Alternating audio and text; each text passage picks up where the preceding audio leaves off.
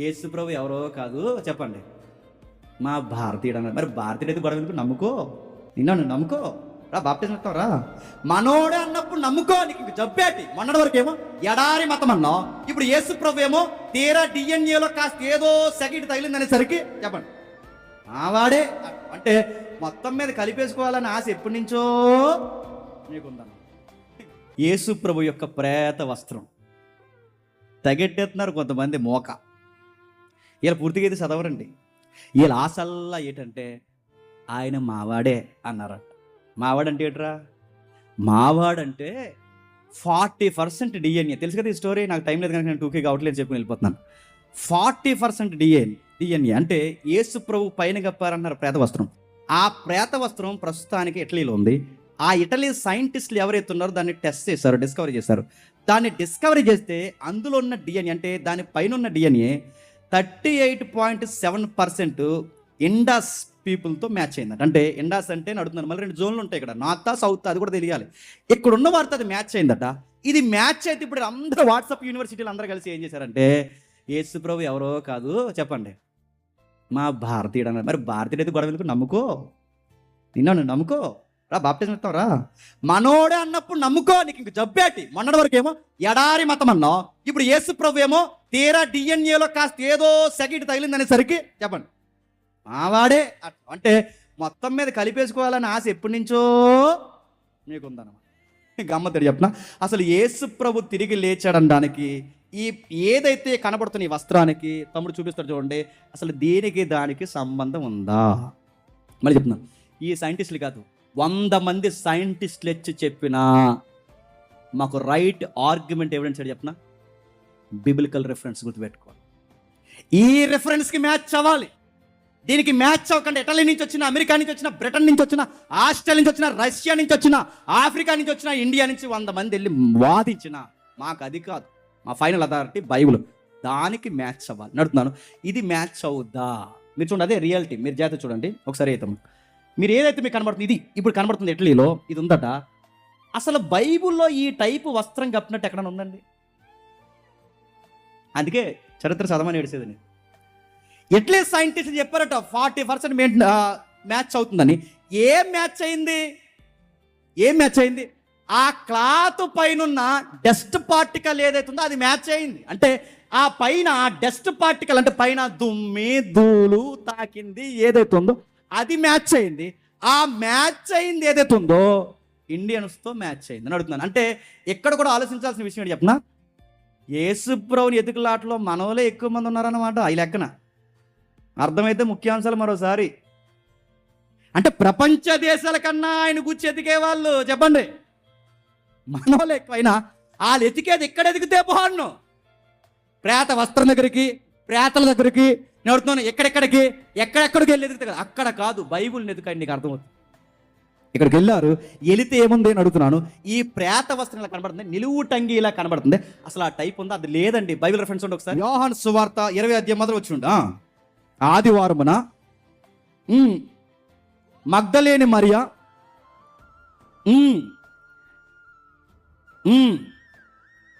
ఆమె పరిగెత్తుకుని పోయి ఇలా చెప్పిన ఆ తర్వాత ఏం జరుగుతుందో కిందకి చదవండి. సీమోను పేతురు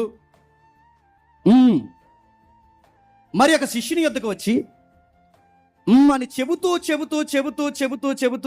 4 వారిద్దరు కూడి పరిగెత్తుచుండగా, అంటే యోహాను పేతురు పరిగెత్తుచుండగా ఆ శిష్యులు పేతురు కంటే త్వరగా పరిగెత్తి ముందుగా సమాధి యొద్దకు వచ్చి వంగి నార బట్టలు పడుండుటయు, నార లెనిన్ క్లాత్, నార, ఆ నార బట్టలు పడుంటుటయు కిందికి, ఆ నార బట్టలు పడుంటాయో కానీ అతడు సమాధిలో ప్రవేశించలేదు. అతడు సీమోను పేతురు అతను ఎంబడి వచ్చి సమాధిలో ప్రవేశించను.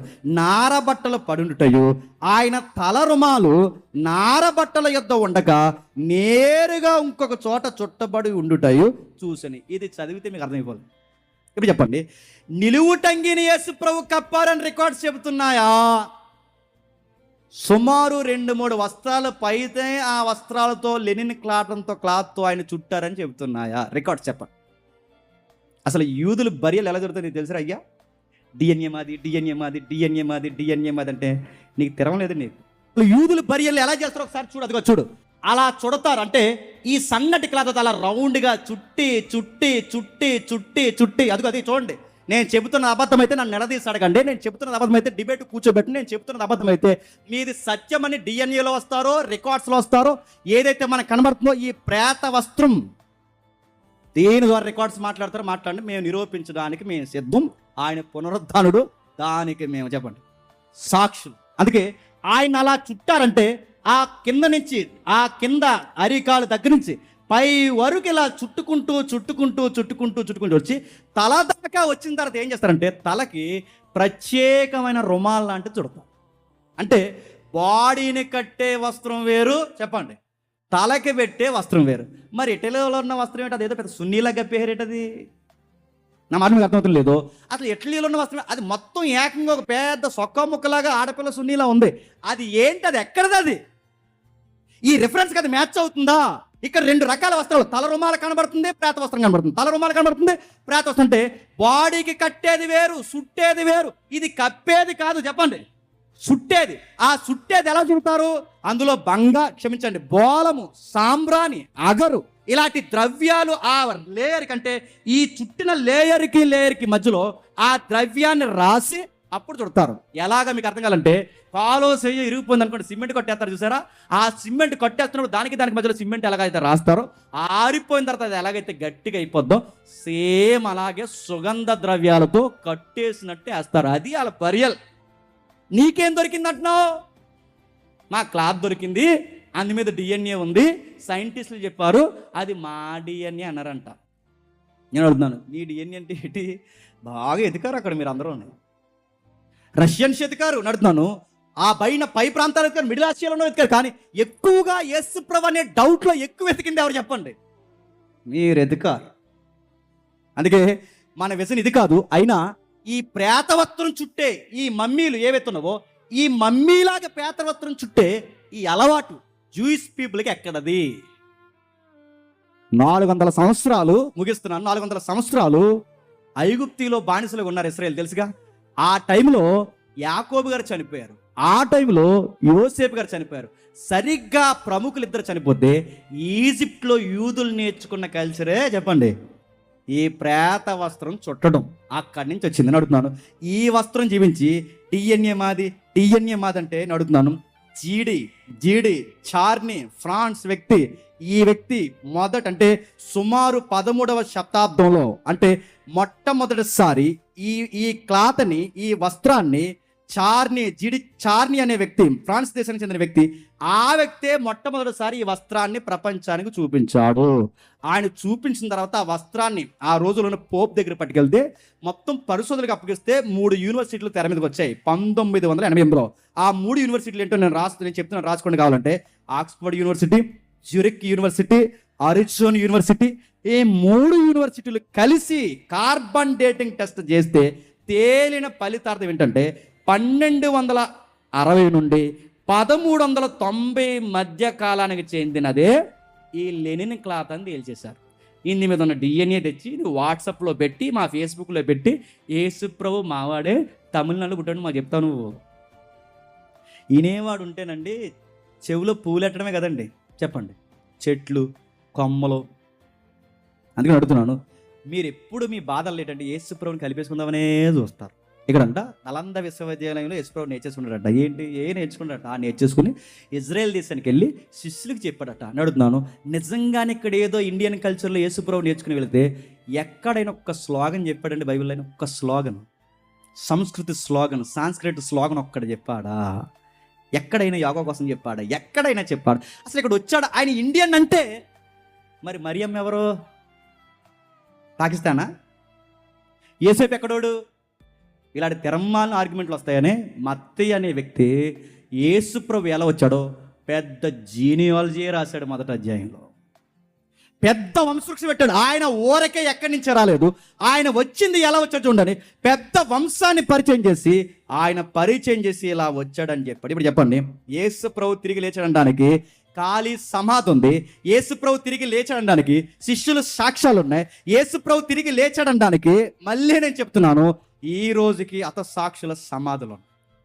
మరో మాట అంటున్నాను, ఒకవేళ అది యేసుప్రభు రక్తం డిఎన్ఏ, అది డస్ట్ పార్టికల్ కాదు, యేసుప్రభు రక్తంలో ఉన్న డిఎన్ఏ అంటే నీకు శాంపుల్ డిఎన్ఏ ఎక్కడ దొరికింది? నా మాట మీకు అర్థమైందో? ఇది పలానా వాడి డిఎన్ఏ అంటే నీ దగ్గర శాంపుల్ ఉండాలిగా. నీకు శాంపుల్ ఎవరు ఇచ్చాడు అని అడుగుతున్నాను నేను. నీకు ఎవరు ఇచ్చారు? మరి ఏమో చుట్టాలు నువ్వు, నీకు ఎవరు ఇచ్చారు? ఇది యేసుప్రభు చూయిస్తాను, కొంచెం ఏదో ఎండడానికి బాగుంది, ఇదేదో యూదుల రక్తంలో ఉందను, కానీ ఇది ఎగ్జాక్ట్ యూదులు ఎవరిది కాదు, యూదులు ఉన్న యేసుప్రభు తట్టినామంటే యేసుప్రభు శాంపుల్ పెట్టి నీకు ఎక్కడది? తగునా అమ్మా అని తయారైపోయి డిఎన్ఏ నీ బొంద డిఎన్ఏ.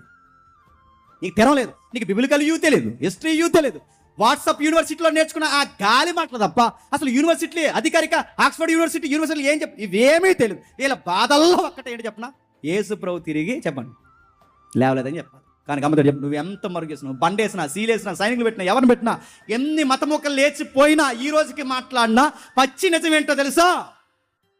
ఆయన తిరిగి లేచాడు. ఇది పక్కా జరిగింది, ఆయన జరిగింది, ఇది పక్కా జరిగింది. కనుకే దీంట్లో నువ్వు అర్థం చేసుకోవాల్సింది, ఇక్కడ క్లాత్ దొరికింది, డిఎన్ఏ దొరికింది, ఇది కాదు. అసలు నువ్వు చూడాల్సింది తెలుసా, ఆయన తిరిగి లేచినప్పుడు క్లాత్ అక్కడే ఉందట, బాడీ లేదట. నీకేమర్థమవుతుందో చదువుతుంటే? ఇంటికి లేచారు, లాజరు తిరిగి లేచాడు. లాజరు తిరిగి లేస్తే లాజరు వస్త్రము లాజరుతో ఉంది, లాజరు తలరుమాల లాజరుతో ఉంది. లాజరు తిరిగి లేచినప్పుడు లాజరుతో ప్రేత వస్త్రాలు ఉన్నాయి, లాజరు తిరిగి లేచినప్పుడు లాజరుతో అన్నీ ఉన్నాయి. కానీ యేసుప్రభు తిరిగి లేచినప్పుడు వస్త్రాలు మాత్రం ఒకటి ఉన్నాయి, యేసుప్రభు మాత్రం లేచాడు.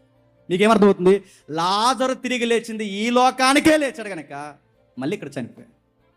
యేసుప్రభు తిరిగి లేచింది మరో లోకానికి నిత్యత్వానికి లేచాడు కనుక ఆయన ఎప్పటికీ చెప్పండి మరణించడు. ఆ లైఫ్ ఎలా ఉంటుందంటే, నా డైమెన్షన్కి అందదు. అది ఎలా ఉంటుందంటే, అది కనబడగలదు, కనబడకుండా ఉండగలదు, అది మాట్లాడగలదు, మాట్లాడకుండా ఉండగలదు, అది తాకగలదు, తాకకుండా ఉండగలదు, అది తినగలదు, తినకుండా ఉండగలదు. ఏంటి ఆ లైఫ్ అంటే? దాని పేరే ఎటర్నిటీ అంటారు, నిత్యత్వం. అది నిజంగా జరిగిందంటే జరిగింది, అది నిజంగా జరిగింది కాబట్టి ప్రభు అయిన యేసుక్రీస్తు వారికి అపోస్తులు మొదలుకొని మనం అందరం చెప్పండి సాక్షి.